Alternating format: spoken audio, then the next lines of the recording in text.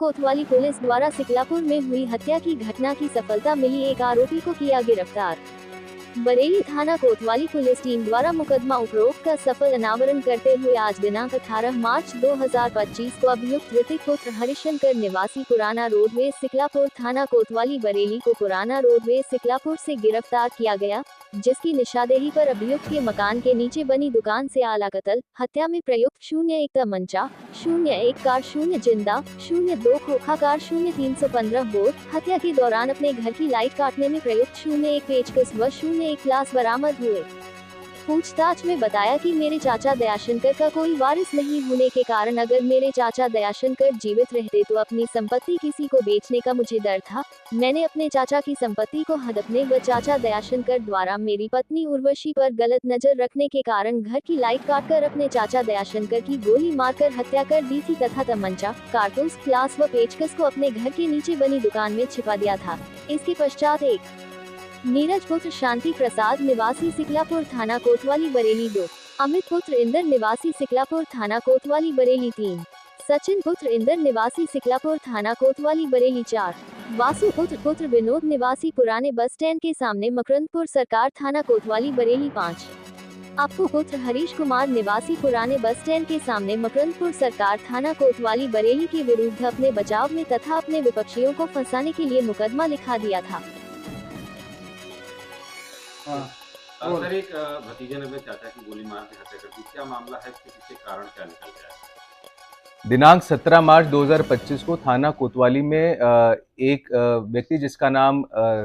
ऋतिक है, उसने एक तहरीर दी कि उसके सगे चाचा को किसी ने गोली मार दी और इसने नामजद तहरीर दी थी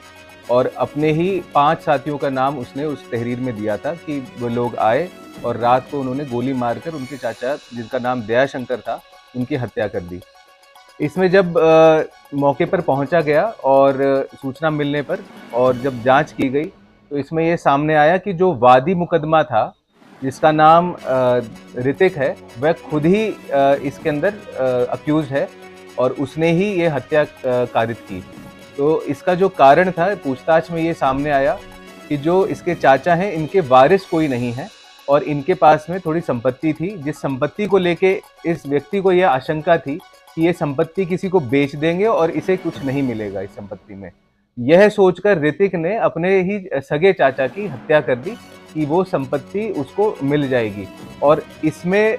दूसरा एंगल ये था कि अपने ही जो साथी जिनके साथ इसकी रंजिश थी पहले से, उन साथियों को भी ये उस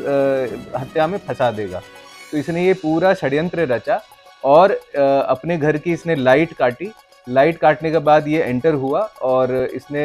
2 शॉट तमंचे से फायर किए अपने चाचा के ऊपर। उसकी ऑन द स्पॉट उसकी डेथ हो गई और बाहर आके इसने वापस बिजली का तार जोड़ दिया। इस प्रकरण में जो ये वादी मुकदमा है, जो हमारा इसमें हत्यारा है, इसको गिरफ्तार कर लिया गया है और इसके पास से 1 तमंचा, कुछ खोखे और जो पेचकस और प्लास इसने यूज़ करे थे बिजली काटने के दौरान वह भी बरामद किए गए हैं और इसे आज दिनांक 18 मार्च 2025 को न्यायिक हिरासत में भेजा जा रहा है।